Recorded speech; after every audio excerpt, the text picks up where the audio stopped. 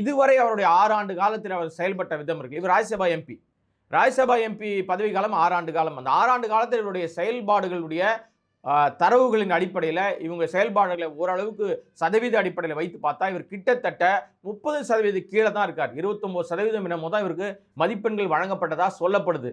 அப்ப நீங்க வந்து பாஸ் மார்க் வாங்கணும், 100க்கு பாஸ் மார்க் வாங்கணும், 35க்கு மேல வாங்கினா தான் பாஸ் மார்க்னே சொல்லுவோம். பார்டர்ல ஜெயிக்கிறதுன்னு சொல்லுவோம். பார்டர்ல அவர் வந்து பாஸ் பண்ணிட்டாருன்னு சொல்லுவோம். அப்ப பார்டர்ல கூட பாஸ் பண்ற தகுதி இல்லாத ஒரு நபரை தான் ஒரு சிறந்த மாணவர்னு சொல்லி அவங்க அப்பா வந்து ராஜ்யசபா சீட் வாங்கி சண்டை போட்டு அதிமுக கிட்ட வந்து வாங்கி கொடுத்து அவர் போய் ராஜ்யசபாவில் உட்கார்ந்து என்ன அவர் இதுவரை சாதித்தார்னா அவர் சார்ந்த மக்களையும் ஏமாத்திருக்காருங்க. அந்த 6 ஆண்டு காலத்தில் வன்னியருக்காக ஒரு கேள்வி கூட பாராளுமன்றத்தில் அந்த ராஜ்யசபா எம்பியாக இவர் கேள்வி எழுப்பல.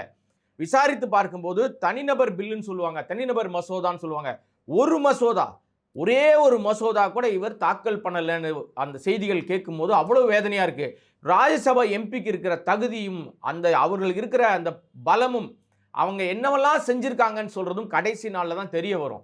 அப்ப இவருடைய செயல்பாடுகள் ஒட்டுமொத்தமா தமிழ்நாட்டையும் அவரை நம்பி இருக்கிற வன்னிய மக்கள் இருக்காங்கல்ல, இப்ப இல்லைன்னு வச்சுங்க, அவர் ஒரு கூட்டம் வச்சிருக்காருல்ல, அந்த கூட்டத்தை பூராவும் பொய் சொல்லி ஏமாத்திருக்காருன்றது நேற்றைய அந்த நிகழ்வுல தெரிஞ்சு போச்சு. ஆனா உரிமை மீட்போம் அப்படிங்கிற மாதிரி ஒரு நடைபயணத்தை புதுசா ஆரம்பிச்சிருக்காரு.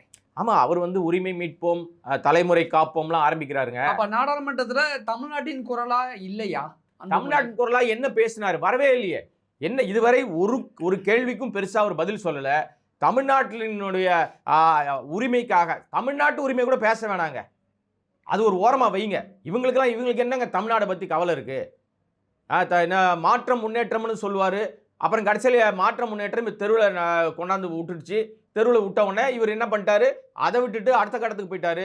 முதல்வர் பதவிக்கு ஆசைப்படுறாருங்க, அது தப்பு இல்லை, யாரும் ஒன்றும் ஆசைப்படலாம். ஆனால் அதற்காக நீங்க தமிழ்நாட்டு மக்களுக்காக என்ன பண்ணீங்கன்னா ஒண்ணுமே கிடையாது. அப்பாவுக்கும் பையனுக்கு இப்போ சண்டை நடந்துகிட்டு இருக்கு. அது வேற பஞ்சாயத்து, அது வேற டிபார்ட்மெண்ட். நம்ம இவர் சொல்ற மாதிரி என்ன உங்களுக்கு விவேக் இருக்கார் இல்லையா, நடிகர் விவேக் ஒரு காட்சியில் ஒரு படத்தில் நடிப்பார். அவர் கடுமையாக அவர் வந்து தாக்குவாங்க, அடிப்பாங்க, ரத்தம் வரும். ஆனா கண்ணுல இருந்து வந்து தண்ணி வரும். அவர் அழறத காட்ட மாட்டாரு. வலிக்கலையான்னு கேட்பாரு, இல்லைன்னு சொல்லுவார் விவேக். என்ன காரணம்னா, சரி வலிக்கலன்னு சொல்றீங்க ஆனா கண்ணுல தண்ணி வருதுன்னு, அது வேற டிபார்ட்மெண்ட்னு வரல. அந்த மாதிரி இவர் வந்து மக்களுக்காக ஒரு சிறு ஆணியை கூட இங்க இருந்து ஒரு ஓரமா வைக்கல, ஒரு துரும்பை கூட அசைக்காதவர் தான் அன்புமணி.